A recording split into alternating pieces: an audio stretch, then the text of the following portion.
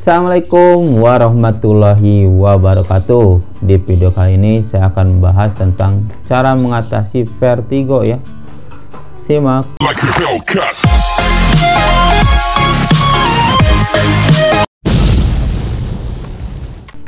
Vertigo adalah kondisi ketika kepala ini pusing ya. Jadi kalau biasa kita kayak muter-muter gitu sampai mau jatuh, itu namanya vertigo.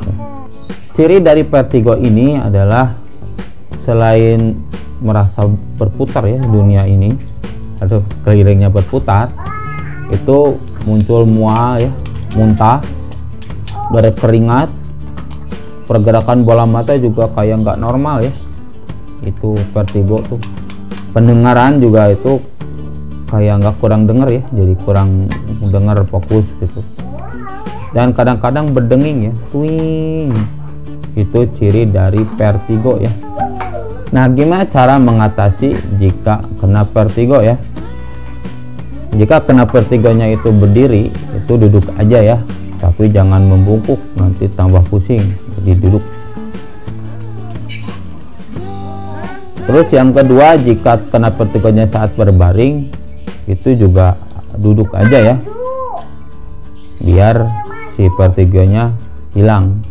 Kalau bangun tidur itu jangan langsung bangun ya, tapi duduk dulu untuk menghilangkan vertigonya, biar nanti vertigonya enggak tambah parah ya. Terus hindari ya gerakan kepala saat tiba-tiba ya, jadi deng.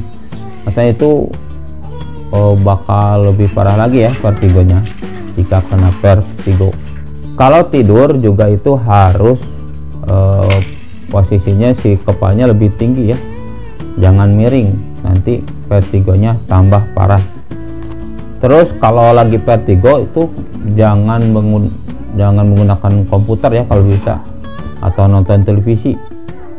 Misalnya penglihatannya nanti silau banget ya, sakit ke mata tuh, dan vertigonya bisa tambah parah ya. Terus kalau misalnya kena vertigo juga bisa dengan tidur ya di tempat gelap yang tenang sejenak, biar si vertigonya itu hilang ya. Nah, gimana kalau setelah semua dicoba itu tidak berhasil? Itu kemungkinan vertigonya karena suatu penyakit ya, itu bisa ke dokter ya. Apa aja sih penyakit dari vertigo ini? Jadi vertigo ini itu penyebabnya cuma dua ya, ada perifer, ada sentral ya. Kalau perifer itu biasanya gangguannya itu di telinga, jadi segala macam di telinga. Dan kalau sentral itu di otak ya. Ya ada dua kalau vertigo itu, kalau enggak penyakitnya di telinga atau enggak di otak. Apa aja sih gangguan di telinga untuk vertigo ini ya? Yang pertama itu BPPV ya, atau benign paroxysmal position vertigo ya, atau vertigo posisi paroxysmal jinak. Kondisi ini terjadi kalau si kristal tubuh itu bergeser ya, atau bergerak. Jadi di telinga bagian dalam kita itu ada namanya vestibular labirin ya, dan vestibular labirin ini ada dua macam ya, ada semisirkular dan otolit. Si semisirkular ini adalah sensor untuk gerakan kepala memutar, jadi motor ya, semisirkular. Dan otolit itu untuk pemantau gerakan kepala. Biasanya si otolit ini ada kristal gravitasi ya.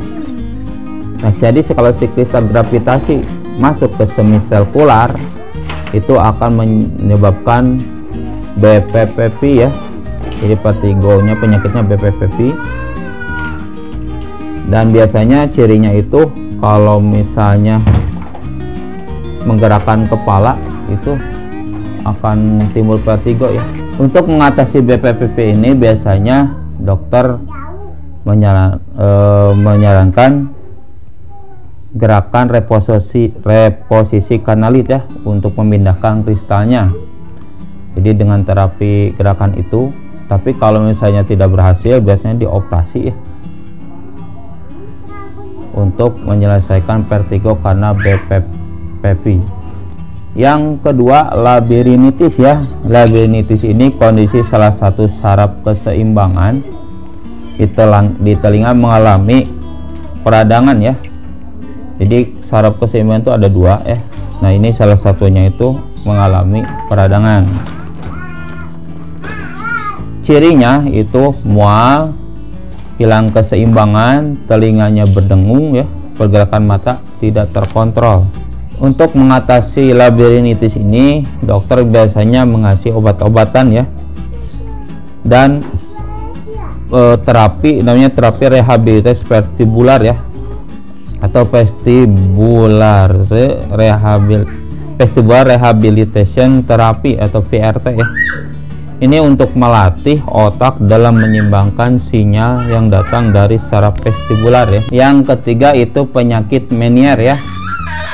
Meniere ini kerusakan telinga bagian dalam yang disebabkan jumlah cairannya tidak normal ya. Jadi penyebab jumlah cairan tidak normal ini karena imun yang tidak normal, bisa infeksi virus, alergi, cedera di kepala, kelainan gen ya, migrain bisa terjadi, kelainan struktur telinga bagian dalam, atau terjadi penyumbatan. Jadi banyak juga ya penyebab dari Meniere ini. Untuk cara mengatasi Meniere ini biasanya dokter mengasih obat-obatan ya. Tapi kalau dengan obat-obatan itu tidak bisa, biasanya ada operasi ya. Yang keempat itu kolesteatoma ya. Jadi kolesteatoma itu pertumbuhan kulit yang tidak normal di balik gendang telinga. Itu juga bisa ya menyebabkan vertigo.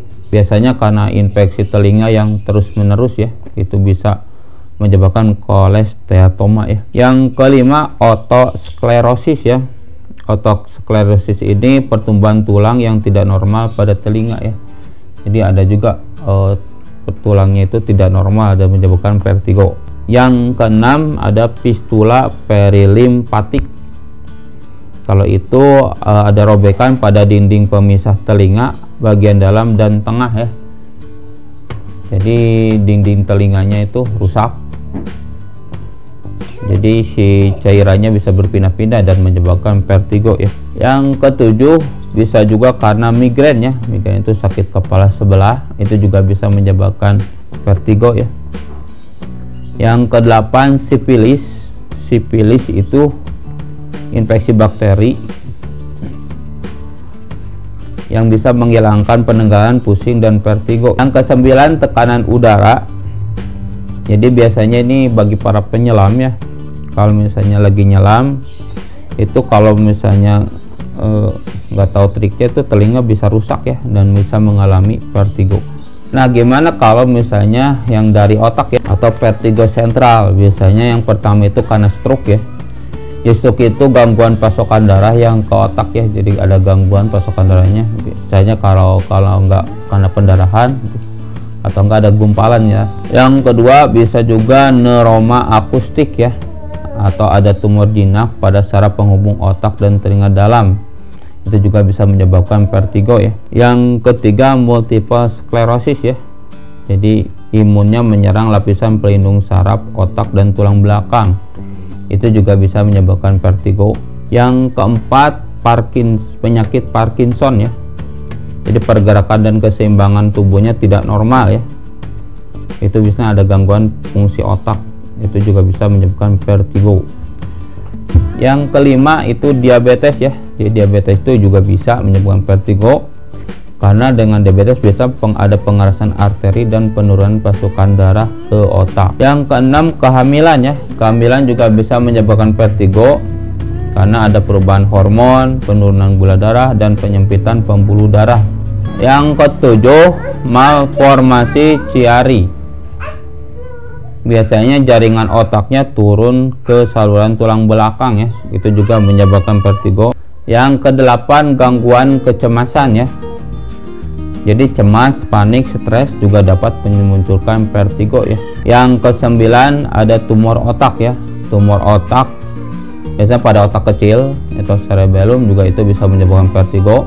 Yang ke-10 karena alergi ya. Alergi juga bisa menyebabkan vertigo ya. 11 efek samping obat, biasanya obat anti kejang, antidepresan, obat penenang, antihipertensi juga bisa menyebabkan vertigo ya. Dan yang terakhir karena cedera kepala dan leher.